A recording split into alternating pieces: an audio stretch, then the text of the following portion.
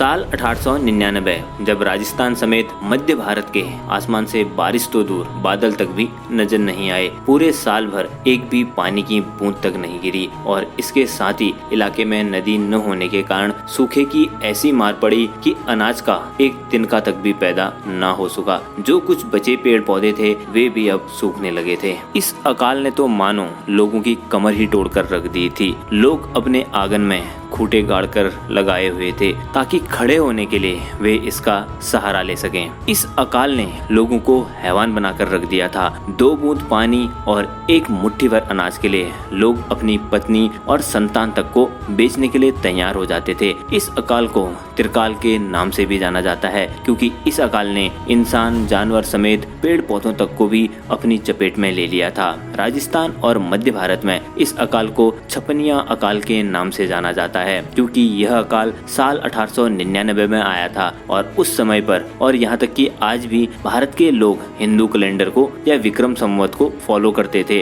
और इस कैलेंडर के अकॉर्डिंग उस समय का वर्ष था साल 1956, जिस कारण से इस अकाल का नाम भी छपनिया अकाल रखा गया। आज भी मध्य भारत और राजस्थान के लोग 125 साल बाद जब इस अकाल के बारे में सुनते हैं तो लोगों की रूह कांप जाती है। इस अकाल ने लोगों को इस कदर खोखला कर दिया था कि उनकी शरीर की एक एक हड्डी तक गिनी जा सकती थी। लोगों के लिए यह धरती पर नरक से कम नहीं था। इस अकाल का कहर इतना था कि आप इस बात से अंदाजा लगा सकते हैं कि अगर आज भी गर्मियों में एक सेकंड के लिए भी पावर कट हो जाए तो हमारे पसीने छूट जाते हैं। लेकिन साल 1899 में हालात इससे 1000 गुने खराब थे क्योंकि इस समय पर भारत में ना ही बिजली थी और ना ही कोई गर्मी से बचने के लिए सुविधा। इसी के साथ ही गर्मियों में थार के रेगिस्तान से चली हुई आंधी और ऊपर से चमचमाती धूप ने तापमान इतना ज्यादा बढ़ा दिया था कि कई लोगों ने इसमें अपनी जान तक गंवा दी थी।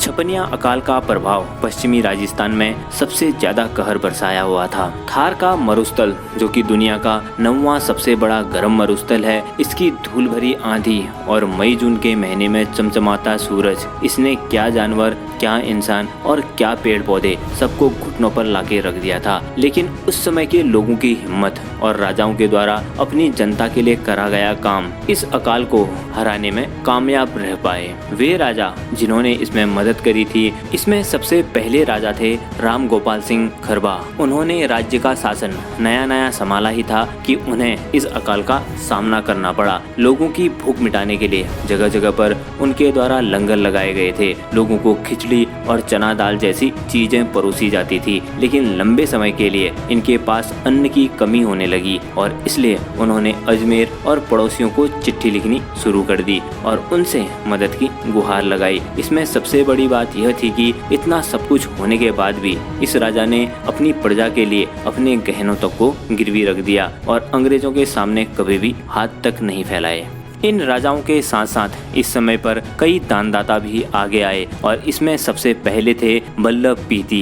ये नागौर के रहने वाले थे और वे मुंबई में नौकरी या अपना बिजनेस चलाते थे। लेकिन जब उनको इस बारे में पता चलता है तो वे तुरंत ही अकाल पीड़ितों के लिए आगे आते हैं और उन्होंने लोगों के लिए जगह जगह पर भंडारे की व्यवस्था करवाई। इन्हीं की तरह एक और दानदाता थे और जिनका नाम था भगवान दास बगुला। इन्होंने अपने पत्नी के साथ मिलकर राजस्थान के चूरू के लोगों के लिए पीने के पानी की व्यवस्था करी। लेकिन आज की तरह उस समय पर कोई भी संचार का साधन नहीं था, जिस कारण से लोगों तक खाने या पानी की खबर नहीं पहुंच पाती थी और जिस कारण से करीब 10 लाख लोगों ने उस समय इस अकाल में अपनी जान गंवाई। लेकिन कई लोगों का कहना है कि इस अकाल से करीब 30 या 40 लाख लोगों ने अपनी जान गंवाई थी। इस अकाल में कुल राजस्थान के 25% से भी अधिक लोगों ने अपनी जान गंवा दी थी। वहीं दूसरी तरफ कुछ अमीरों और अंग्रेजों ने इस अकाल का भी फायदा उठाया। ये लोग एक रोटी या मुट्ठी भर अनाज के लिए गरीबों से दिन भर काम करवाते थे। इस अकाल से एक बात साफ सीखने वाली थी। लोगों और महाराजाओं के जज्बे ने इस अकाल को हराकर लोगों के अंदर जीने का जज्बा पैदा कर दिया था। जो मारवाड़ी इस अकाल के कारण अपने गांव को छोड़कर दूसरे शहरों में बस गए थे, उन्होंने वहां जाकर अपना बड़ा बिजनेस खोल दिया था और इसी कारण से आज भी भारत के हर कोने में मारवाड़ियों के बिजनेस का बोलबाला है। जो लोग अपने गाँव में बच गए थे, उन्होंने राजाओं की मदद से गाँव में जलाशयों का निर्माण करवाया। उसके बाद लोगों को भविष्य में कभी भी ऐसे अकाल का सामना नहीं करना पड़ा। तो दोस्तों, ये तो थी साल 1899 या विक्रम संवत 1956 की दर्दनाक अकाल की कहानी। विक्रम संवत 1956 में इस घटना के घटने के बाद मारवाड़ी समाज 56 नंबर को अशुभ भी मानते हैं। क्या आपने कभी आज से पहले इस घटना के बारे में सुना था? अपना जवाब कमेंट बॉक्स में जरूर कमेंट करके बताएं। और हाँ, अगर इस वीडियो से आपको वैल्यू मिली हो तो लाइक कर दें और चैनल को जरूर सब्सक्राइब कर दें। जय हिंद।